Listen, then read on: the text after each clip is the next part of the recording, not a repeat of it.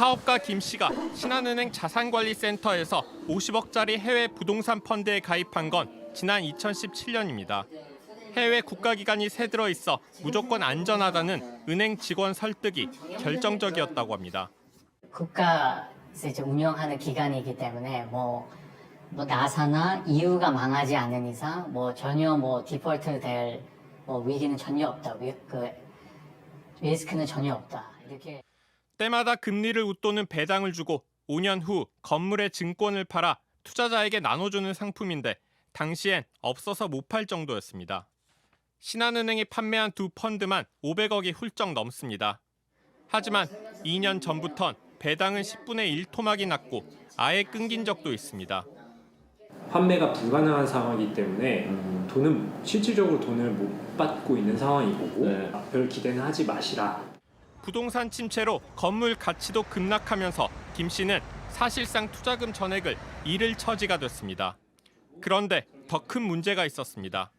펀드 계약서 곳곳에 적힌 다른 사람의 글씨와 서명입니다. 여기는 제 글씨 아닙니다. 이게 제일 중요한 부분. 예, 초고위험 제 글씨 아닙니다. 그냥 100% 이내 이것도 제 글씨 아니고 이것도. 김 씨는 과거 투자 경험이 전혀 없습니다. 그런데 100% 원금 손실을 볼 수 있다는 항목에도 누군가 대리 서명했습니다. 6번도 제가 3년 이상 투자 경험이 있냐 이것도 거짓말이고요. 실제 해당 글씨를 필적 감정해보니 모두 위조로 드러났습니다. 당시 투자를 권유한 담당자에게 직접 물었습니다. 김 씨 기억나세요? 고객이셨는데. 네. 직접 없습니다. 근데 직접 체크를 하신 이유가 있나요? 죄송합니다. 네. 당시 설명을 좀 어떻게 하셨나요? 신한은행은 계약 당시 자필 기재 의무를 위반하지 않았다며 투자 위험 등 설명 의무를 이행했다고 해명했습니다. 하지만 금감원은 최근 신한은행의 소명을 요구하는 등 본격 조사에 착수한 거로 확인됐습니다. JTBC 정혜성입니다. 그렇다면 신한은행이 100% 안전한 부동산이라고 했다는 미국 나사 건물은 어떤 곳일까요? 저희 취재진이 직접 가보니 나사 직원들이 쓰는 공간은 일부에 불과하고 빈자리가 많아 건물 가치는 반토막이 난 상태였습니다. 과연 신한은행이 펀드를 팔 때 이런 점들을 제대로 설명했던 건지 계속해서 정혜성 기자입니다. 미국 워싱턴 나사 본사 1층이 텅 비었습니다. 기념품 가게와 세탁소 정도만 들어서 있습니다. 건물 관계자는 JTBC에 건물의 10에서 19%만 나사 직원들이 쓰고 있는 상태라 2028년 재계약할지 미지수라고 했습니다. 원래 나사 펀드 만기는 지난 2022년 3월 수익 배분이 끝났어야 합니다. 하지만 건물을 사겠다는 사람이 없어 만기가 5년 더 연장됐습니다. 7년 새 건물 가치는 반토막 났고 5년 후도 장담하기 어렵습니다. 해외 부동산 펀드는 현지에 설립한 특수 목적법인 SPC가 중심입니다. 이 법인이 투자금과 현지 은행에서 받은 대출금으로 해당 건물에 투자하는 구조입니다. 나사 펀드는 2,600억, 유럽 의회 펀드는 1,400억을 현지 은행에서 대출받았습니다. 대출 금리가 오를수록 배당도 줄었습니다.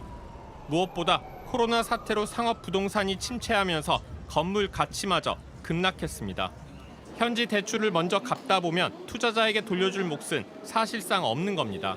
매각을 진행하면서 발생되는 비용과 또 나라별로 부과되는 세금을 차감하고 나면 거의 남는 게 없나요? 거의 선순위 대출 원금을 갚고 나면은 비용이 돌려드릴 금액이 없었어요.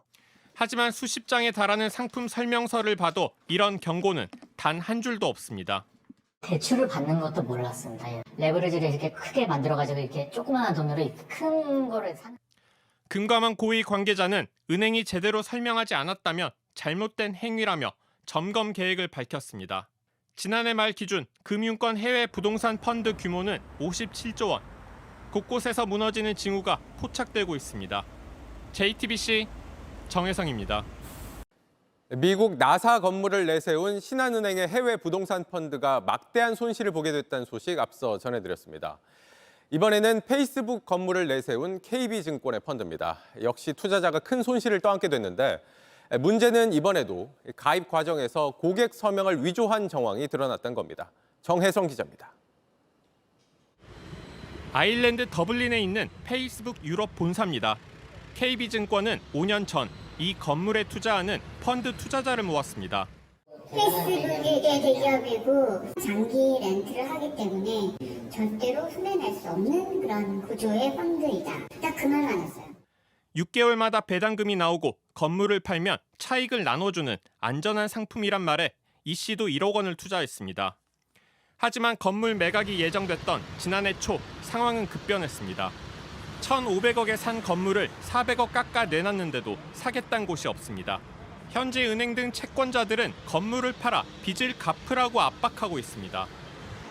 KB증권이 직접 투자한 돈 660억뿐 아니라 투자자 돈 22억을 모두 날릴 상황이 되면서 지난해 이 상품 만기가 3년 연장됐습니다. 그런데 더 큰 문제는 따로 있습니다. 뒤늦게 계약서를 요구한 이 씨는 곳곳에서 다른 사람 글씨를 발견했습니다. 저는 원고보장이 필요한 사람이다라고 해서 전 얘라고 했는데 네네. 계약서를 작년에 받아보고서야 네. 이렇게 안이유로 체크돼 있다는 사실을 아셨나요? 예, 그렇죠. 계좌번호도 제 글씨가 아니고요.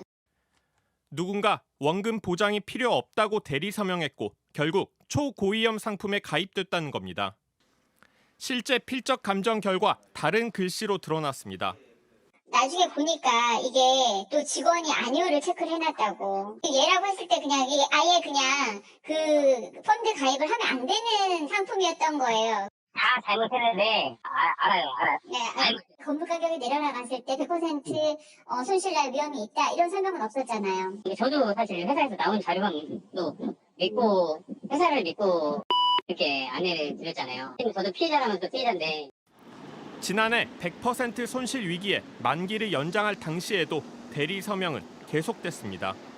KB증권은 해당 직원의 경위서 등 관련 자료를 검토한 결과 판매 과정에서 문제는 없었다고 해명했습니다.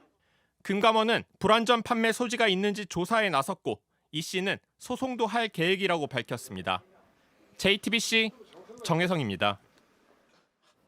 보신 것처럼 최근 해외 부동산 시장이 가라앉으면서 관련 펀드 가입자들은 투자금을 통째로 잃게 될 처지가 됐습니다. 문제는 은행과 증권사가 펀드를 팔면서 이 같은 초위험 상품이란 걸 제대로 설명했냐는 건데 금융감독원이 본격 조사를 벌이고 있습니다. 정혜성 기자입니다. 나사랑 이유가 망하지 않는 이상 이거는 원금은 당연하고 플러스 알파를 더 받을 수 있다 그 말만 믿었습니다. 페이스북에 들어온다. 이게 월세가 안 들어온다던가 뭔가 문제가 있는 일이 전혀 없다. 금융회사들의 설명과 달리 이런 해외 부동산 펀드는 초고위험 상품입니다. 특히 이런 상품들은 현지 은행에서 받은 대출에 의존하는 구조입니다. 담보율은 건물 가격의 60%에 육박해 금리 변동에도 취약합니다. 부동산 불황기엔 건물을 팔아도 투자자에게 돌려줄 몫이 사실상 없습니다. 대출이 이루어졌고 그 대출의 이자는 몇 프로고 이 대출 이자가 올랐을 때는 어떻게 될 수 있다라는 거에 대해서 설명을 해야 되는 것들이 상품을 파는 금융회사들은 투자 위험을 성실히 설명해야 함에도 현장에선 제대로 지켜지지 않은 겁니다. 심지어 투자자 서명까지 위조한 정황이 드러나는데도 자체 조사만으로 문제 없다는 결론을 냈습니다. 결국 투자자들은 울며 겨자 먹기로 만기를 연장하거나 금융당국 분쟁 조정 등을 통해 스스로 피해 구제에 나설 수밖에 없는 상황입니다. 금감원 한 관계자는 최근 해외 부동산 펀드 관련 민원이 밀려들고 있다고 했습니다. 또 다른 고위 관계자는 소비자 보호가 제대로 이루어지지 않았다면 조치할 것이라며 금융사 내부 통제 시스템도 계속 점검하겠다고 밝혔습니다. JTBC 정혜성입니다.